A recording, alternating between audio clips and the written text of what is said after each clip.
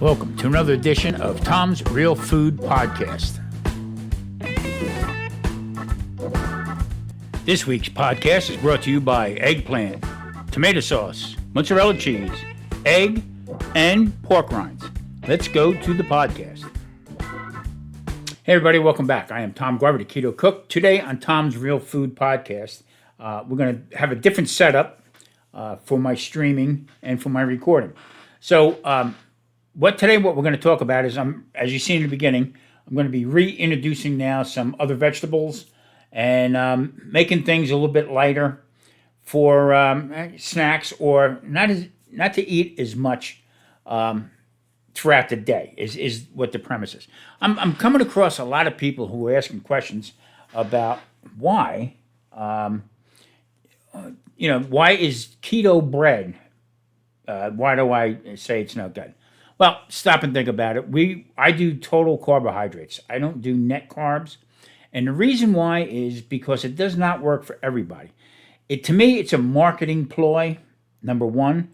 Number two, net carbs. I mean, how did they come up with that? Because there is fiber in it, okay? I didn't realize that fiber and sugar, work together. And I believe it's a falsehood. Every time I tried, net carb, anything, did not work. My blood sugar went up, just as if I ate regular bread. So to me, it's a little bit of a ploy, and I'm watching other people with their conversations about it, and what it's doing is it's keeping you from getting to your goals. That's all it is. I mean, I'm watching people use allulose and everything.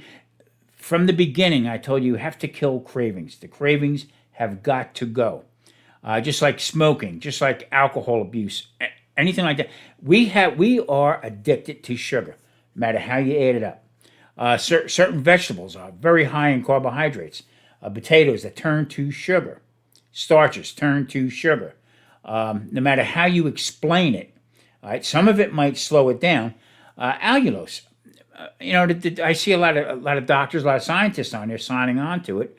It's good, but they don't have any data. They don't have nothing. What the after effects are is what I'm trying to say. So, is it promoting some more bad, some gut problems? Is it making you your metabolism? Just like I keep saying about Ozempic, all these different vanity drugs. No other way around it.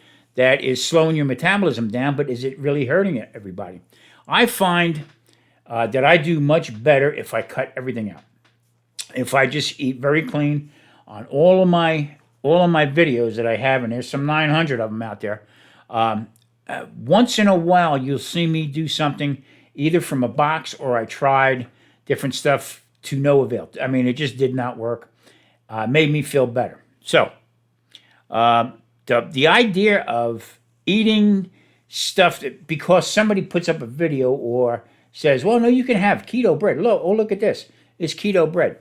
I seen another person putting up that they late night snacks or snacks in the evening. Now, the reason why we have snacks in the evening is because we had a high carbohydrate day. Let's put it that way, or a couple days, or a week, or a month, because we are addicted to sugar. But there's no way around it. We are a society of sugar addicts. Not just here, around the world.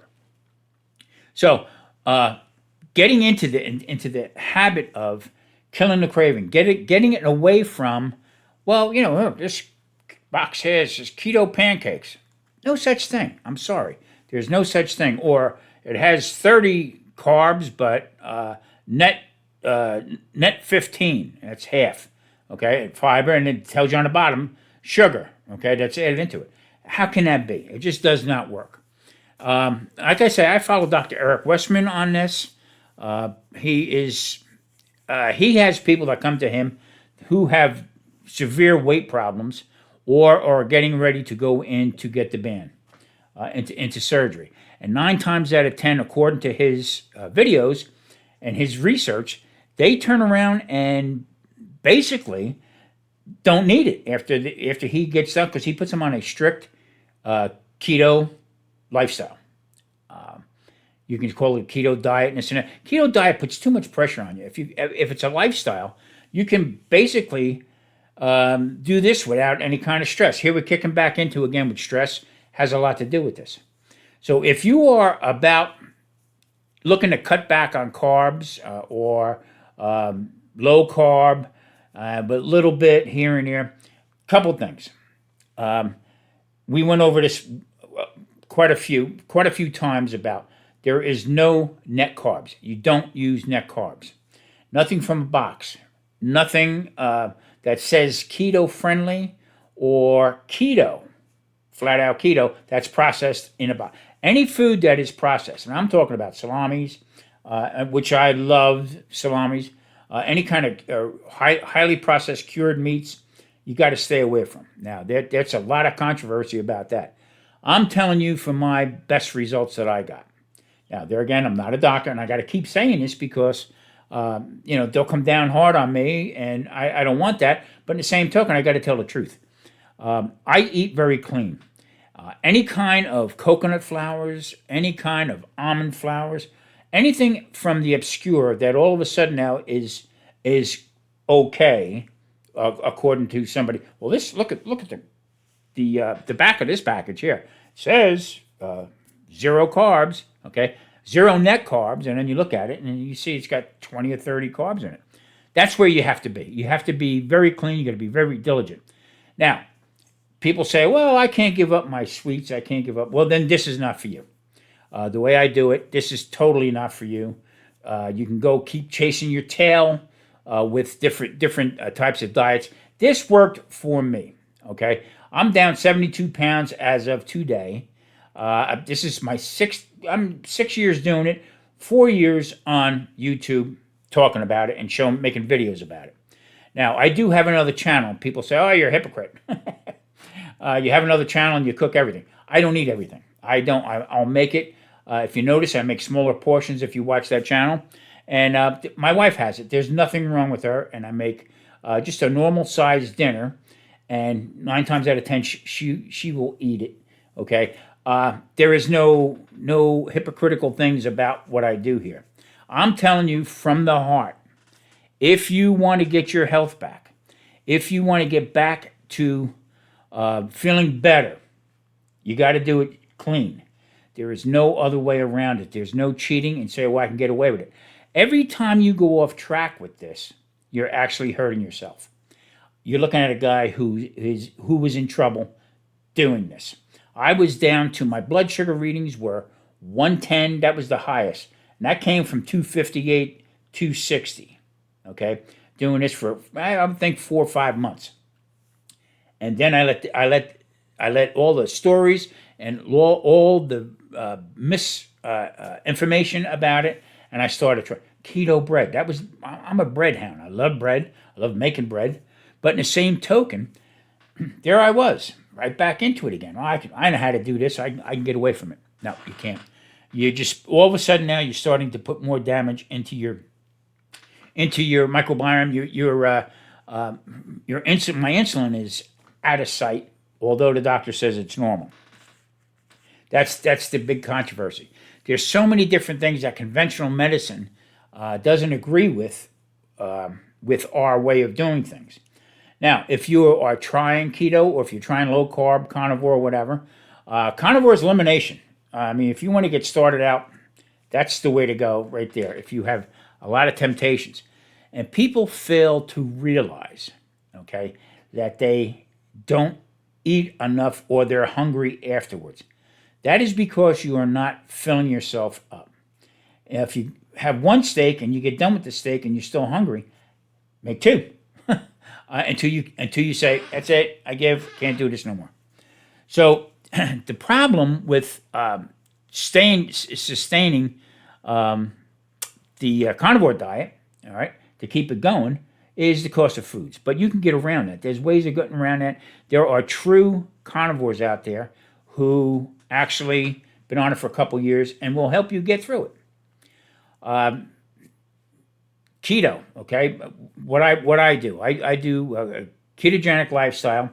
I try to keep myself in ketosis.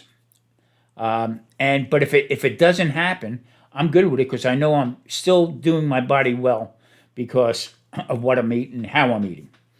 Now, a few times I did fall off the wagon because you get that, oh, pardon me, why can't? Well, you watch somebody eating an ice cream cone or something. Whoa. Well, maybe I can have it. There again, the marketing that they have on foods and stuff that we are accustomed to having. Keto cookies. Sorry, wrong answer.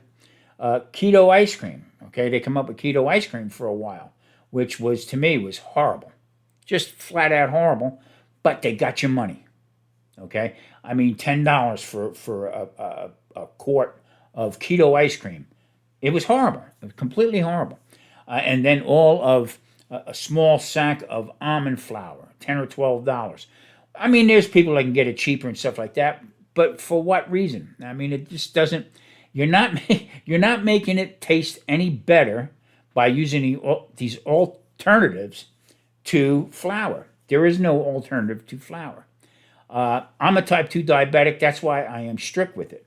If you are looking just to do lose weight, a few pounds here and there, especially now because the holidays are coming. So the biggest holiday of ever of overeating is Thanksgiving. Just stop and think. Just run it through your mind a little bit. How many carbs, all right, are in a Thanksgiving dinner? All right. That's why people fall asleep on the couch. Not only just the tryptophan in turkey, but it's also all the high carbohydrates that you're eating. All right.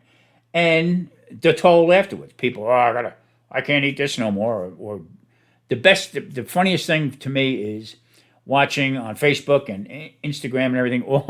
All of the January 1, I'm going to go on a diet. I'm going to do this. You don't need to do that. You can get through the holidays with eating just the way we eat, very clean. You don't have to have all that other stuff. And why is it so? Why is they doing that? Because it's money making. That's what it boils down to. How much money the big foods can make. All right, turkeys. All of a sudden, they'll start flooding the stores now with turkeys. Probably starting soon. You'll get turkey breasts, all different sizes. If you spend $100 in the store, you get a free turkey. Okay. Well, sometimes you go to the store, you don't need to spend $100. All right. Or in the beginning, turkeys $35 for 10 or 15 pound turkey. It's ridiculous. It's completely ridiculous. So my point is, don't get caught up in it. Understand the facts first. There is no such thing as keto bread, keto desserts. Desserts, I said this before in a podcast, desserts are sugar. Basically what it is. You've never seen a savory, dessert, flank steak dessert. No, it just doesn't go that way. So the whole idea is you need to eat until you are full. Number one. Number two, kill the cravings. Get away from that sugar. Very hard. I keep telling everybody. I smoked for 16 years, and every once in a while I still look for the cigarettes. But I don't have them. I don't smoke because I know the damage it's going to do. That's the whole idea about when I keep saying about a mindset. Get your mind to the point where, guess what? I can't have that no more because this is what happened when I did have that kind of stuff. I know for a fact I can't have anything high sugar, high carbohydrate because my blood sugar is going to go back up again, and then it'll start just bringing me down one peg at a time until I'm right back to square one again, where I can't walk, I don't feel good. It does definitely, low carb definitely has a lot to do with joint pain, arthritis. It really does. You don't believe me? You can Google it there again, and find out different ways of getting your health back. Especially now, I'm old now. I just turned 70, so the best thing I can do is work for myself, not work for try this keto bread and stuff. It just doesn't work. I'm sorry, but it just does not work. All the alternative sugars and stuff. I'm to the point now. I don't use any kind of sweetener with my coffee, and for anything. No sugar, no sugar substitutes, no nothing. Even with the sugar substitute, Okay, your body has no clue of whether it's cane sugar or allulose. No idea.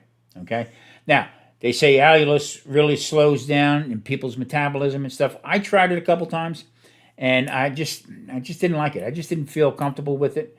Whether it rose my blood sugar. There was cases where it did, other times it didn't. But I'm not going to take that chance to get that craving kicked back again, as far as having a dessert or sugar and stuff like that. If you can eliminate it, eliminate it. I know sometimes it's really hard. Holidays are coming up. Got to be careful with alcohol. Really, really got to be careful. That can give you the weakness to say, well, I can have some. I can eat some. I'll have a little dessert or something. 2 or 3 glasses of wine in, or whatever you drink. Try to keep that limited. I know it's very hard, but in the same token, you got to be careful. Got to be careful because you're worried about yourself. Having type 2 diabetes for as many years as I did, I don't really know, or neither does my doctors know, about how much damage it has done to me, whether my liver or whatever. Now, I told you many podcasts back that sometimes when I would drink alcohol, my blood sugar would go down, and that's a fact. It actually would lower my blood sugar, but the next day was hell to pay. It just didn't feel good. Very dehydrated. Drank a lot of water, and sometimes you got to be careful drinking too much water. Also, you can actually overhydrate to where you feel very sick to your stomach, and if that's not a good thing. So everything pretty much in moderation, but like I said, no high carbs, no sugar. I mean, got to kill the craving, get away from sugar. All right, eat till you are full. I can't have no more. This is it. I'm done. Don't eat until you are absolutely hungry again the next day. Now that don't mean fasting. I don't particularly, if I could talk, I'd be worth money. But I don't fast on purpose, is what I'm trying to say. I only eat until I am hungry. That's it. When I'm hungry, okay, time to eat. It could be 1, 2 o'clock in the afternoon. It could be 7, 8 o'clock at night. All right, and that's how I'm moving along with this. The whole idea is to eat when you're full, no snacks. Now, every once in a while, we'll have a little cheese. We'll melt some cheese into crackers or something. That's if we have a light dinner. All right. So, and then I cut it off. 7 o'clock, done. No more. And that's the way it's got to go. But the window of eating, I would say for me, is I go 16 to 18 hours. All right. And then I'll have something, usually a couple eggs around 12 or 1, scrambled, fix them up however you want. And then we usually eat 3 or 4 o'clock in the afternoon. And then we have enough to carry me over until bedtime, get up the next morning and start again. Now, when I do get up in the morning, I do have coffee. So, yes, that I have coffee with heavy cream in it, nothing else. No sugars, no sugar substitutes, and things seem to be working well like that. Sometimes I drink too much coffee, and I feel it. So they say, well, there's like 3 carbs in 8-ounce cup of coffee, or 4, whatever it comes out to be. That doesn't bother me because then I'll have scrambled eggs, and then I'll have my dinner. So if I go over 20 carbs, I'm not worried about it because I'm still in that range. If you are just doing this for a diet to lose some weight, you can have some other carbohydrates. You can have whatever you really want just to cut back on it a little bit. But in the long run, you're actually not doing yourself any good. That yo-yo and back and forth is not good. Not good for your system. Once you get into the rhythm of eating the way I eat and what I eat, it's like a walk in the park. Sometimes in the beginning, sometimes I would say just had a habit. Well, let's cook something early, and no, now it's just like okay, what are we gonna eat? Look in the freezer or look in the refrigerator or what we bought, and and that's the way it sort of goes. So, if you please please, please, please, don't listen to these enablers about breads, cookies, any kind of dessert on keto. It's all bullcrap. Please believe that. All they're doing is out there. Either if somebody's on YouTube, they're looking for views and subscribers, just to come up with something that's not going to help you. And I'm telling you, 6 years into this, and I'm telling you, most of that stuff is malarkey. You don't want no part of it. And just eat clean, as clean as you can. So, all right, a lot of windbag in here. This is going to be a short one here because, like I said, trying a new platform and making sure that it all works, it all comes together. The one that I was doing on StreamYard, all of a sudden I got greedy and started want to charge a lot of money for their service. So we're going to see how this one works and take it from there. All right, everybody, listen, thank you for watching. I am Tom Garvey, the Keto Cook. Also, I am. This is Tom's Real Food Podcast. I believe this is number 17. So please hit that like, subscribe button. See, yeah, I'm looking for it, but I'm telling you the right thing. All right, everybody, take care.